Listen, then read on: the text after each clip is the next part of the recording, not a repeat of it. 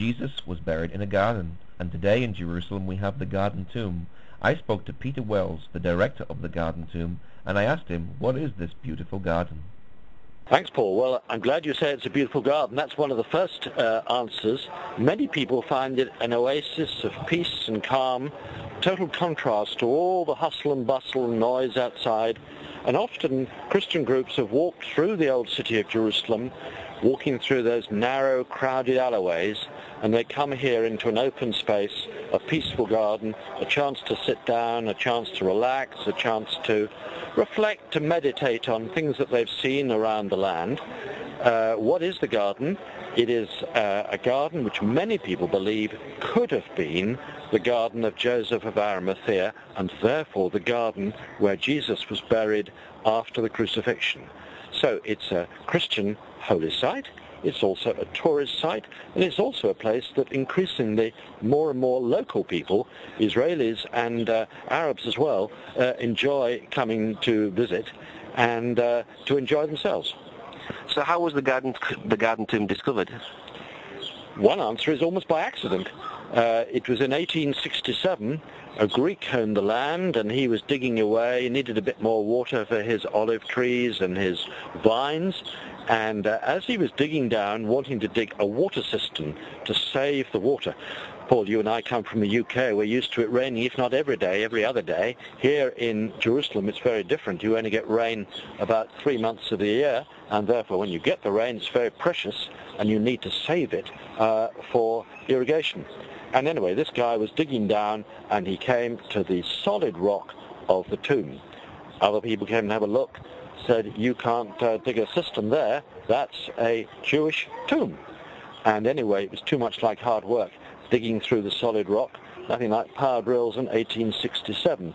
So he put the rubble back in. A bit later on, 1880s, General Charles Gordon, famous British general from the Victorian era, he was increasingly convinced that the skull image, which is known as Skull Hill, the other end of our garden, was indeed the place of the crucifixion. You remember that they took Jesus to the place of the skull, and there they crucified him. And it was Gordon and others who became sure that that was Calvary instead of the traditional site which is now inside the old city wall, known as the Church of the Holy Sepulchre. And because the garden, which had been discovered, because the tomb in the garden was close to that possible crucifixion site, it all added up. But we've never said for sure this is definitely the place. We say it could be, because it all seems to fit together and all squares up with what the Bible says. So even if it's not the place, it's a very, very helpful visual aid. A skull image outside the city wall, what is definitely a garden, close to the crucifixion site, and in the garden an empty tomb.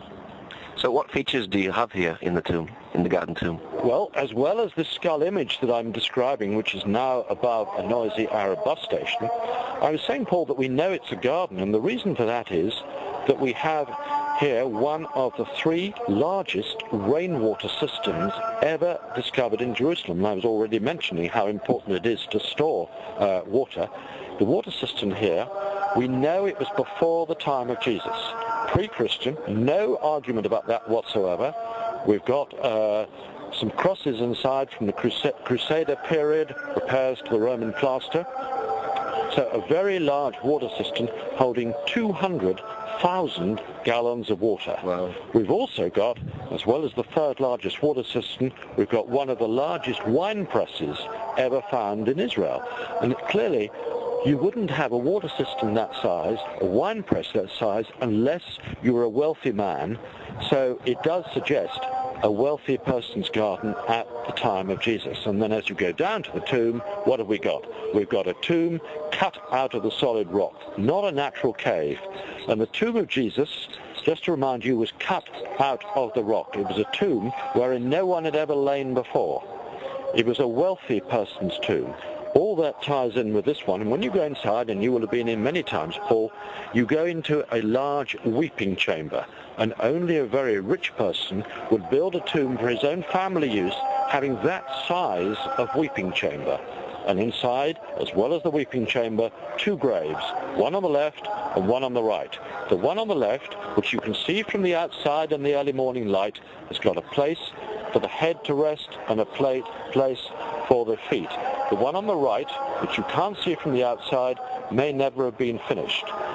So it does tie in with all the details of Scripture, because you remember how Peter and John came running on that first Easter morning, looked in. John says he saw from the outside looking in, not the body of Jesus, but the grave clothes lying there and the head covering lying separate. And in this tomb here in the garden tomb, all that you certainly would have been able to see in the early morning light.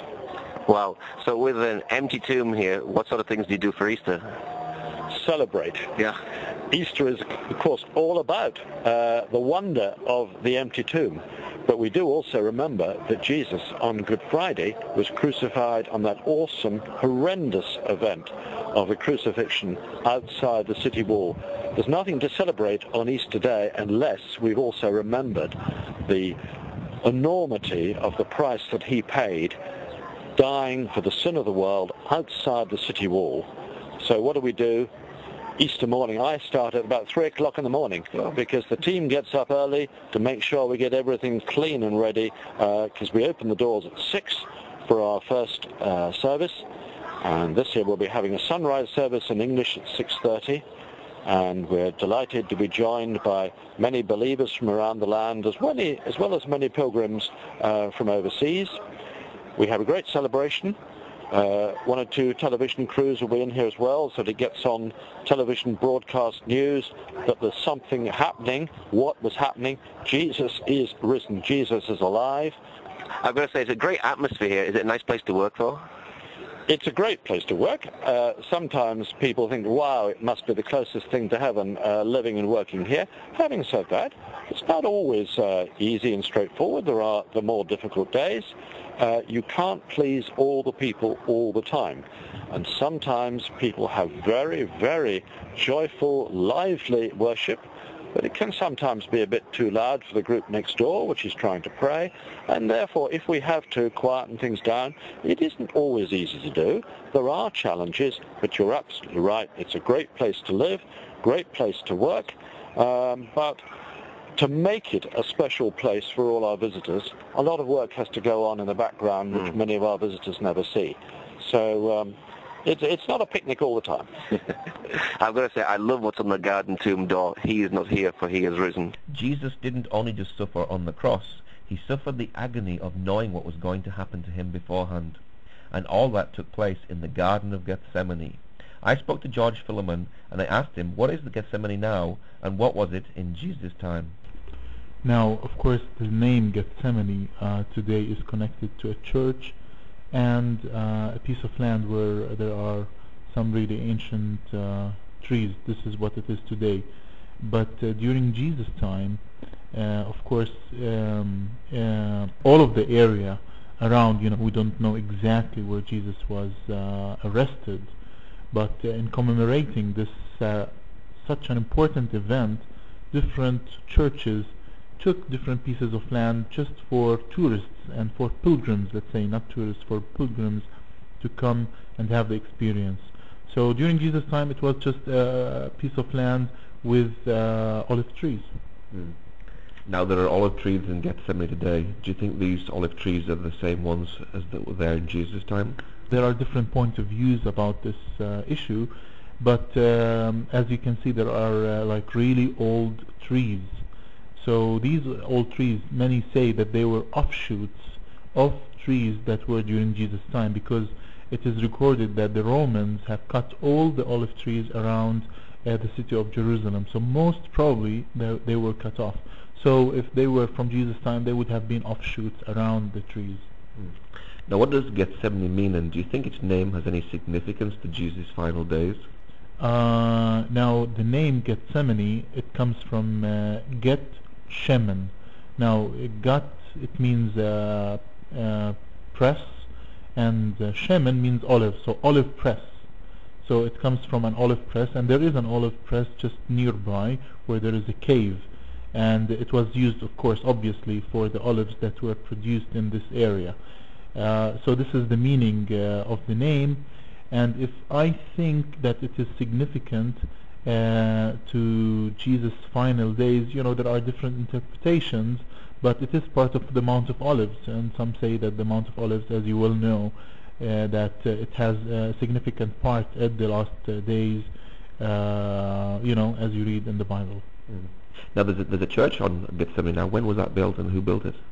The church was built in 1924, and the architect is one of the most famous architects in the country. His name is Antonio Berlucci, and he designed it in a beautiful way, such a dim from inside, and there is a rock commemorating the time where Jesus was praying and he was sweating drops of blood. So you could see this piece of rock.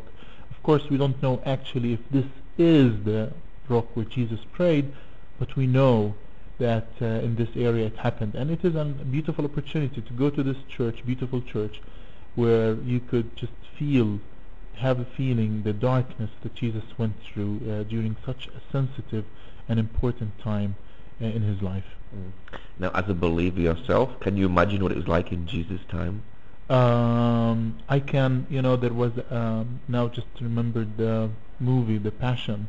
It was such a strong movie, and I'm not trying to advertise for the movie, but it could help you a lot to imagine how it was during Jesus' time, just alone in this area, dark on the Mount of Olives, and just praying, and this human struggle to go according to God's will and allowing the crucifixion. It is hard when you know what's going to happen, and by your own will you just allow it.